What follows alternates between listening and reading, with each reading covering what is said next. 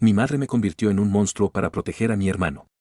Las cámaras ocultas de mi padre demostraron quién era el verdadero villano. Si de verdad quieres saber la verdad, papá, pon cámaras, dije, mi voz sonando extrañamente tranquila en medio del griterío. Ponlas en cada rincón de esta casa. No tengo absolutamente nada que esconder. El rostro de mi madre se transformó, el color desapareciendo de sus mejillas como si le hubieran succionado la sangre. A su lado, mi hermano Samuel, el eterno inocente, bajó la vista al suelo, sus manos de repente temblorosas.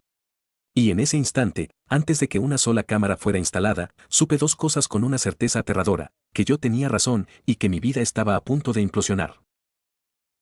Crecer en mi casa era como vivir en un tribunal donde el veredicto siempre se dictaba antes de que comenzara el juicio. Yo, Elías, era perpetuamente culpable. Mi hermano menor, Samuel, era perpetuamente la víctima. Y mi madre, la jueza, fiscal y abogada defensora de Samuel, orquestaba cada escena con la habilidad de una maestra titiritera. No recuerdo un momento en que no fuera así. Si un juguete se rompía, era porque yo había sido brusco. Si Samuel lloraba, era porque yo lo había intimidado con la mirada. Si faltaba dinero de la cartera de mi madre, era porque yo, el hijo mayor y supuestamente más necesitado, lo había tomado. Las acusaciones nunca requerían pruebas, la palabra de Samuel, o más bien, la interpretación que mi madre hacía de sus lágrimas, era la única evidencia necesaria. Mi padre, un hombre bueno pero perpetuamente cansado por su trabajo, delegaba la justicia doméstica en mi madre. Aceptaba su narrativa porque era más fácil. Creer en la simple ecuación de Elías, el problemático, Samuel, el bueno simplificaba un mundo que ya era lo suficientemente complicado para él. Yo era el fuerte, lo que significaba que podía soportar el peso de la injusticia. Samuel era el frágil, lo que significaba que debía ser protegido de las consecuencias de sus propias acciones. Con los años, aprendí a ser invisible. Me movía por la casa como un fantasma, minimizando mi presencia para reducir las oportunidades de ser culpado. Me refugié en los libros, en el garaje con mi padre arreglando cosas, en cualquier lugar que no estuviera al alcance del radar emocional de mi madre. Me convertí en un experto en no reaccionar, en tragarme la rabia y la frustración, porque cualquier muestra de emoción de mi parte era catalogada como una prueba más de mi carácter difícil. El sistema, perversamente perfecto, comenzó a mostrar fisuras cuando Samuel entró en la adolescencia. Su fragilidad empezó a manifestarse de formas más extrañas y destructivas, y la armadura de negación de mi padre comenzó a agrietarse. Samuel se encerraba en su cuarto con llave durante horas. Mi madre le daba dinero a escondidas, fajos de billetes que yo sabía que no eran para cómics o videojuegos. Objetos de valor sentimental para mi padre, como un viejo reloj de bolsillo de su abuelo, desaparecían misteriosamente y mi madre inventaba excusas inverosímiles mientras me lanzaba miradas acusadoras. Mi padre empezó a notar la inconsistencia. Veía cómo mi madre defendía a Samuel de forma preventiva, antes incluso de que se formulara una acusación. Veía el miedo en sus ojos, un miedo que no cuadraba con la simple protección maternal. No lo entiendo, Laura, le oí decir una noche, cuando creían que yo estaba dormido. El chico tiene 16 años y lo tratas como si fuera un bebé de cristal. Y a Elías, a veces ni lo miras. Algo no está bien. Estás cansado, cariño, le respondía a ella, su voz un sedante. Elías es complicado. Samuel solo nos necesita más. La noche de la explosión, el catalizador fue algo trivial, el portátil nuevo de mi padre, que había aparecido con la pantalla rota. Yo ni siquiera había estado en casa esa tarde. Cuando llegué, mi madre me estaba esperando en la puerta. ¿Qué le hiciste al ordenador de tu padre?, me espetó, sin un hola. Yo no hice nada. Acabo de llegar del trabajo. No me mientas, Elías, Samuel te vio entrar en el estudio, estaba furioso porque tu padre no te compró uno a ti. En ese momento, mi padre bajó las escaleras. Vio la pantalla rota, escuchó la acusación de mi madre y algo en él finalmente se rompió. Basta, Laura, gritó, con una furia que rara vez mostraba. Basta. Llevo años escuchando lo mismo, siempre es Elías, siempre culpas a Elías por todo, estoy harto, quiero pruebas. Mi madre retrocedió, genuinamente ofendida. Pruebas, soy tu esposa, pensé que confiabas en mí.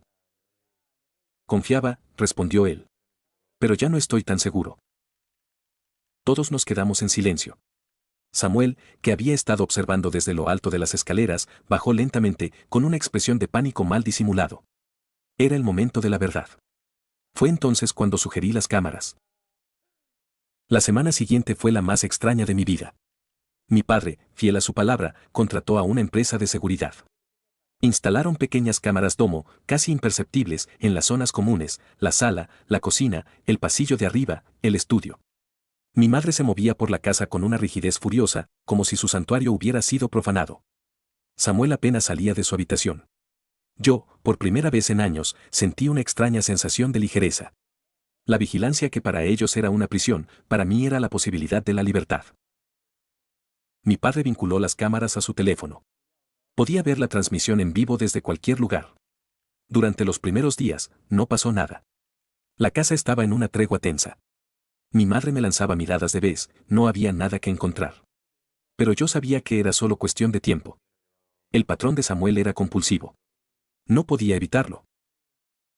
La notificación llegó un jueves por la tarde. Estaba en el garaje, cambiando el aceite del coche de mi padre, cuando él entró.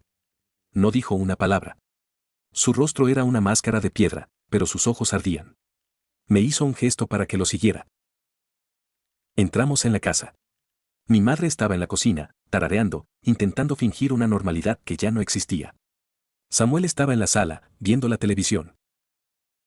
Familia, dijo mi padre, su voz tan baja y controlada que daba más miedo que un grito. Quiero que vean algo. Conectó su teléfono a la televisión. La pantalla parpadeó y luego mostró la imagen de nuestra sala, grabada esa misma mañana. La grabación comenzó con una quietud inquietante. La sala estaba vacía, bañada por la luz de la mañana. Entonces, la puerta se abrió y entró Samuel. No parecía un adolescente, se movía con la precisión deliberada de un saboteador. Miró a su alrededor, asegurándose de que estaba solo.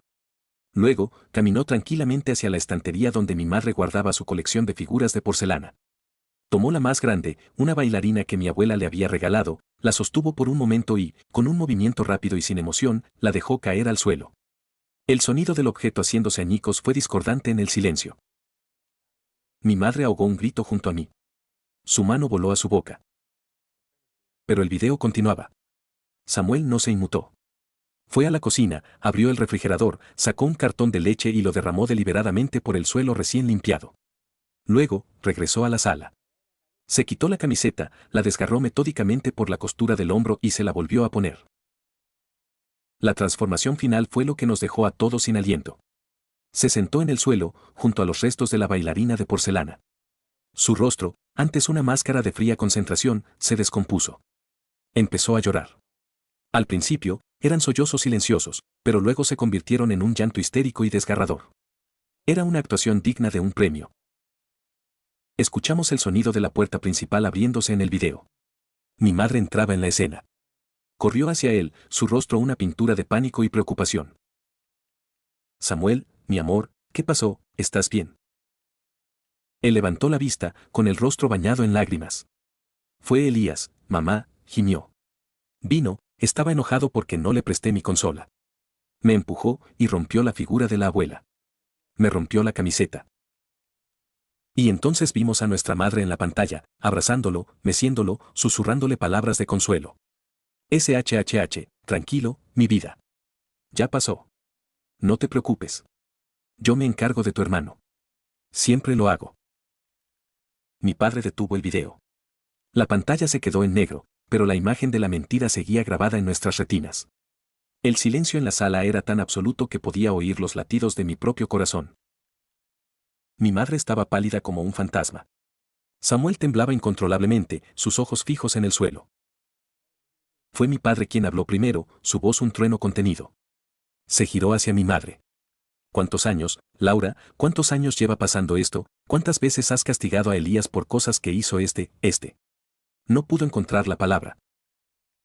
Mi madre rompió a llorar, pero esta vez no había nadie a quien pudiera engañar. Eran lágrimas de pura y egoísta desesperación. No lo entiendes, David, tenía miedo. Desde pequeño, siempre ha sido así, rompiendo cosas, mintiendo. El psicólogo dijo que era un trastorno de conducta, no quería que creciera sintiéndose culpable, como un niño malo.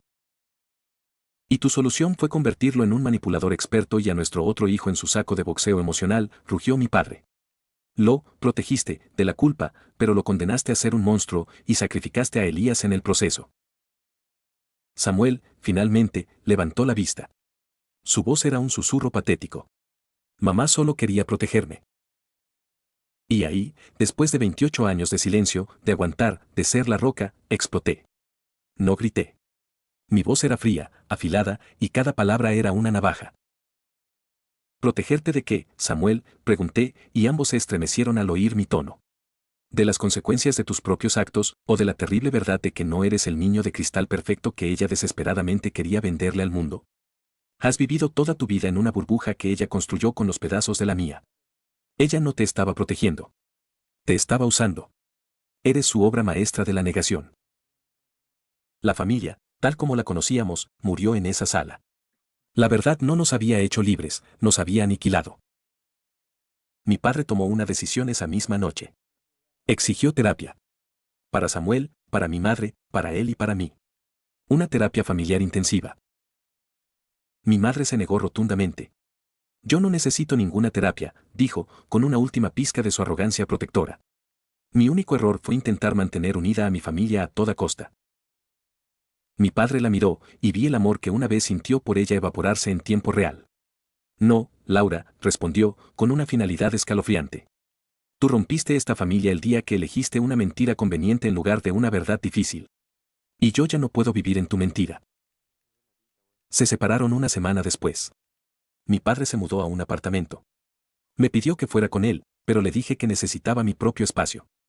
Necesitaba aprender a vivir sin la sombra de mi familia. Samuel fue obligado por mi padre a iniciar una terapia intensiva. El diagnóstico fue más complejo de lo que mi madre jamás admitió, un trastorno de personalidad con rasgos narcisistas severos, alimentado y habilitado durante casi 2 décadas por la sobreprotección patológica de mi madre. Su camino sería largo y difícil. Y yo me encontré en un silencio que no conocía. El silencio de no ser culpado. El silencio de no tener que estar en alerta constante. Por primera vez en mi vida, pude simplemente respirar. Pero la libertad tenía un sabor amargo.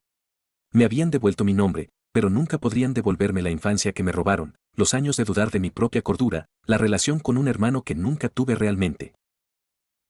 Mi madre intentó llamarme varias veces. Nunca respondí. No siento odio por ella. Siento un vacío inmenso. Ella no me veía como un hijo, sino como una variable que debía ser controlada para que su ecuación perfecta funcionara.